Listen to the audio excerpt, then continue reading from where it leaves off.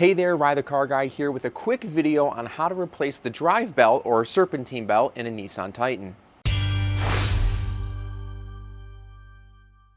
Now we're performing this on a Titan, but this should work with anything that has a VK56 DE engine. This should be relatively simple. It's just one quick obstruction we need to remove, and then we put some tension on a pulley, pop it off, and put it back on. I think the hardest part is going to be just making sure we have the route right, which I'll show you on the screen here in a little bit.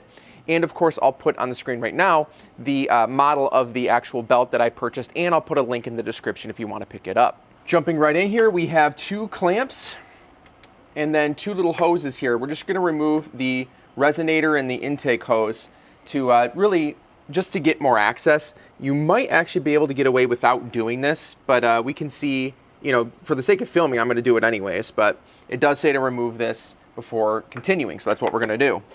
This one here, just of course loosen that. Loosen this one. While it's still on, we can take off these hose clamps. All right. And then just pull these off. So now that those are all loose, we just want to pull this off of the throttle body and then pull it off of the airbox, and it's removed. Nice and simple, just set that aside. Now we have a nice, excellent view of our drive belt. Now I'm replacing my belt, well, really for two reasons. First of all, it looks like it's off a 65 Mustang.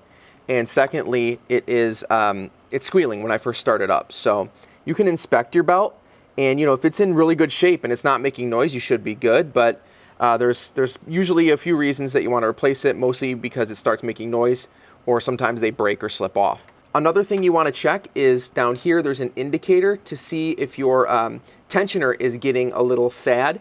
And there are three little marks here on the part that moves. And then there's a mark on your on the part that mounts to the engine. Now, as long as the dot on the mount is within the range of these three little notches, then you're fine. Speaking of tensioner, that's how we're going to remove our belt.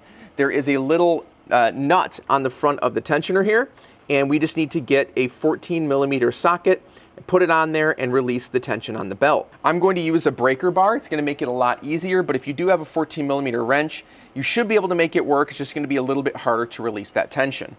So on here, we're just going to throw it on the tensioner there, and then simply push. And if you're looking at the front of the engine, it's going to be counterclockwise. So we just want to push this down, and as you can see, it releases the tension, and then just slide it off of one of the pulleys. You don't have to slide it off of the tensioner, you just slide it off one of the pulleys. I'm going to slide it off of two, make it easy. There we go. Now with the belt off, the tensioner moves further back, so just keep that in mind when you're using a long breaker bar, because it hits my upper radiator hose, so I just have to push it further back to release it from the tensioner. Excellent. With that loose, just pull it off of each pulley. There we go. Just finish pulling it out by working it around all of the pulleys. There we go. It's getting caught on our little guy down there, whatever that is.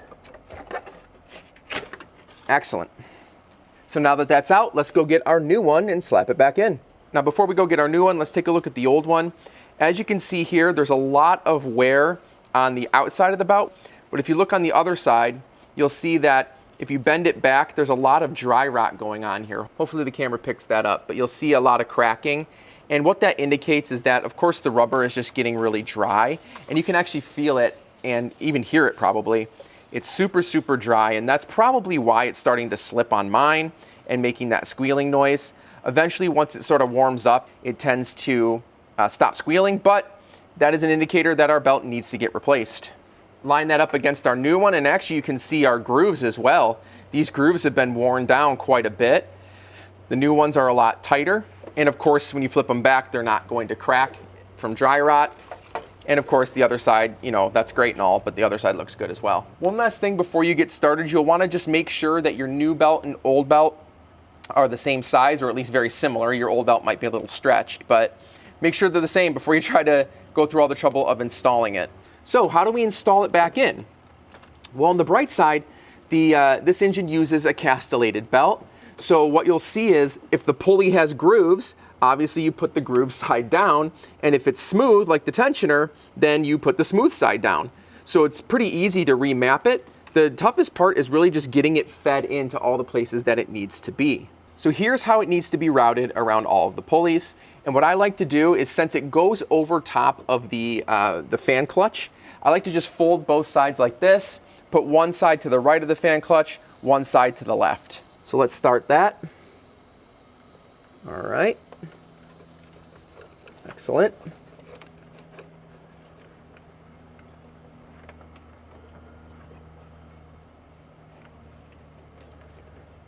Just start to sort of feed it down there.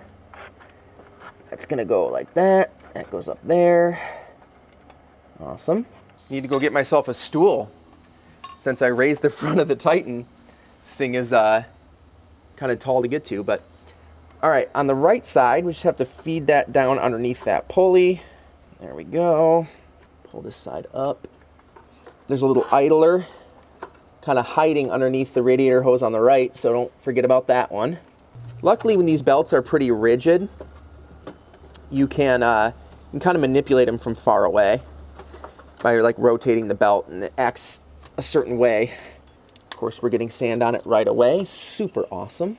Again, I'm just working around each pulley here. Now you're gonna get to a point, of course, where you're gonna have to get the tension back onto the belt, because for instance, I can't get this to go over the last pulley. So just grab your breaker bar back out, and that will release that tensioner so we can put, of course, the belt on that last pulley. I decided to route it so the belt is loose on the upper right-hand side, mostly because it's gonna be, you know, you have a lot more room over here, basically. So I'm going to go ahead and release the tension on the left, on the tensioner, and then come over here and work on the right to make it a little bit easier. It's about how we took it off, right?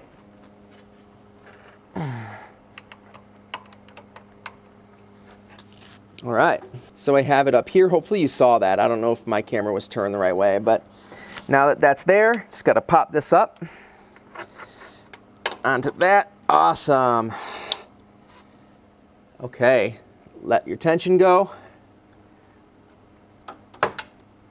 And now all you need to do is go through and look at every single pulley and make sure it's aligned.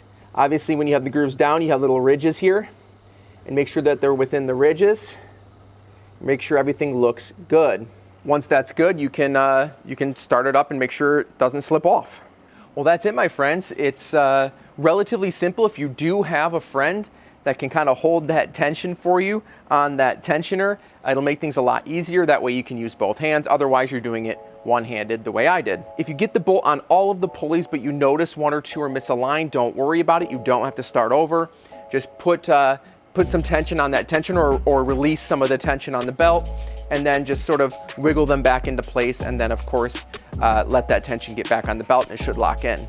If you do have a vehicle with a VK56DE engine, which if you're watching this video, you probably do, you should absolutely subscribe to the channel.